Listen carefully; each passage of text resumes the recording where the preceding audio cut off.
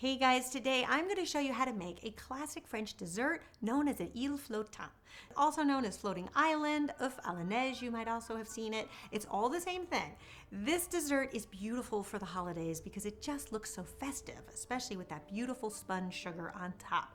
Now, some of these recipes out there for this dessert can be really intimidating and take a long time, but I'm going to show you the simplest path to success that will allow you to make all of this ahead of time, which is exactly what we need for holiday entertaining. Let me show you how to put it together. Okay, so first step is we are going to tackle the meringue. Now, some recipes call to poach them, steam them. We are going to bake them, which is going to make this whole process so much simpler. So you want to prepare 6 half-cup ramekins. And I like to just spray them with some baking spray and then take a pastry brush, making sure that everything is well distributed. You can put those on a baking sheet and just set them aside.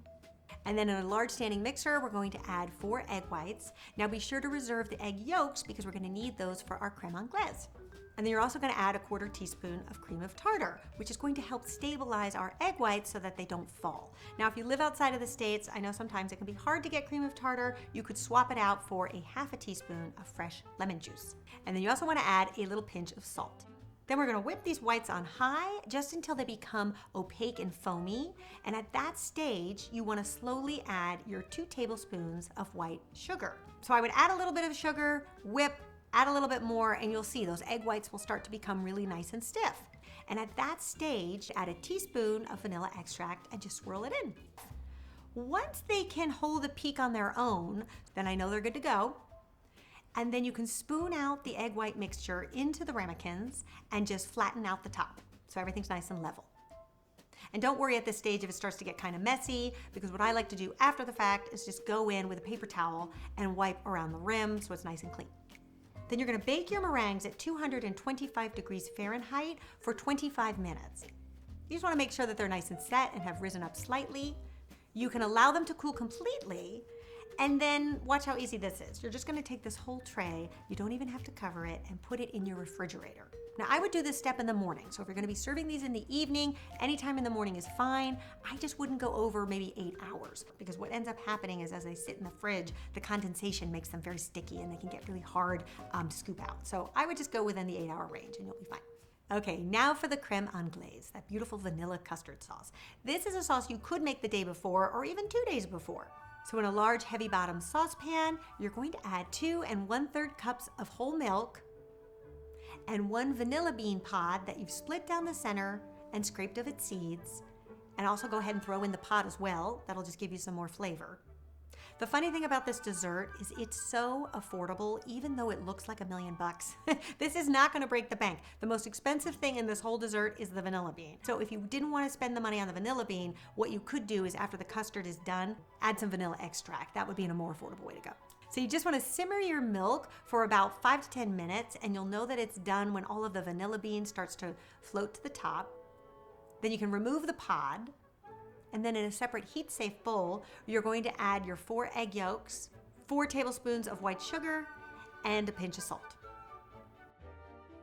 Then you're slowly going to temper those eggs with the hot milk, pouring it just a little bit at a time, whisking all the while. And then you want to clean out your saucepan because the milk will sort of leave a film on the bottom, and you want to really start off with a clean pan. And then you're going to add that egg mixture back to the pan and start to heat it on like a medium-high flame, but whisking all the while because it will start to thicken. And one of the things I like to do is also use a candy thermometer and assure that it gets up to 165 degrees Fahrenheit, which is the temperature that the bacteria in the eggs will get cooked off. And at that stage, we are going to strain the mixture through a sieve into a Pyrex pitcher. And I love to use the Pyrex pitcher because then when it comes time to serve, it's really easy to pour the custard into your little dishes. And because the custard is warm and you want it to cool, you want to cover it with something plastic. So either plastic wrap or even a plastic sandwich bag works well too. And just set it in so that it's touching the custard, and that way a film will not develop. Then once it's cooled down, you can pop it in your fridge and you're all ready to go. And then the other thing I like to prepare a day before or so is just to toast my almonds. So we're going to put some toasted almonds on the top of our meringues once we start to assemble. And it's just good to get this done ahead of time. Toast them in a 350 degree Fahrenheit oven for anywhere from 5 to 7 minutes, just until they're golden brown and fragrant. And then you can just pop them in an airtight container and leave resting there on your countertop. Okay, now for the crowning glory of this dessert, our little spun sugar mounds. Now don't be intimidated by this process. Spun sugar can look really complicated and there's a lot of different ways to do it, but I wanted to show you the way that I think is the simplest. So what you're gonna do is take out a baking sheet, line it with some parchment paper. Then I like to take a large Pyrex mixing bowl, just because it's heat safe. And then you're going to line it with some wooden spoons. Now some techniques just show using 2 spoons. I have found though, if you use 4 in a cross-hatched pattern, you get more of the strands that will hang down. It's a little bit easier that way, because you basically have 4 areas now for which to catch the caramel. So once you have that all set up, then you can take a cup of white sugar, place it in a large heavy bottom sauce pot. I like the heavy bottom because it's just gonna conduct the heat a lot better. And then once it's fully melted, you'll see you'll have a beautiful caramel. Now you wanna take it off your heat and give it like 2 to 3 minutes. So at this stage, it's really hot. And if you took a fork and put it in that caramel, you'd see it would just sort of drip down. That means it's not ready for the spinning part yet. What you really want is to put a fork in and see it sort of drip down almost in like a large thread. At this stage is when you're gonna get the best effect. Now, if you have an old whisk, a lot of recipes call for cutting the whisk, where you basically have like a big claw. That will get you more of the sort of angel hair threading, which is nice, but I just didn't have the heart to tell you all to go out and cut up a whisk. I couldn't cut my own whisk, so I didn't want to ask you to do it either. So this technique, you can actually use a whole whisk, and I think this is better because then you're gonna end up with some shards as well, which I think also makes a great garnish. And this is where it gets messy, folks. You just want it to go back and forth across those wooden spoons. And once you do it about halfway, you will start to see little threads forming on the bottom there, hanging from the wooden spoon. Now, if your caramel gets too thick and you find that it's not gonna spin very well, you can just heat it back up. That's the beauty of this technique. Then once you go through all the caramel, you'll have enough for at least 6 garnishes, because this recipe serves 6 people. Then to store your garnishes ahead of time, here's what you're going to do. Take out a large airtight glass container, start to gather up like a tablespoon or 2 of the spun sugar and create almost like a little ball. And you can put that in your container, so you have 6 garnishes. And then the other thing I like to do is take your spoon and just kind of go in there in the bowl and crack the caramel that's stuck there. And if you're using a Pyrex bowl, it'll just crack right off. And then you can take those little shards and put those in your box as well and put it in the freezer.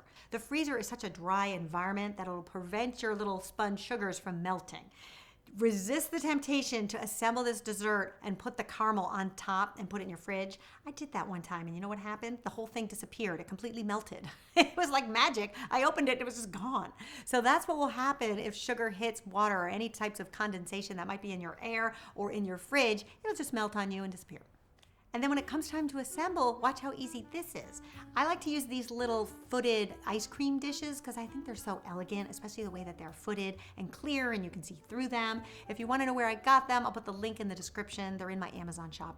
Then you're going to take your Crème Anglaise and you're going to pour about 1/3 of a cup in the bottom of the dish.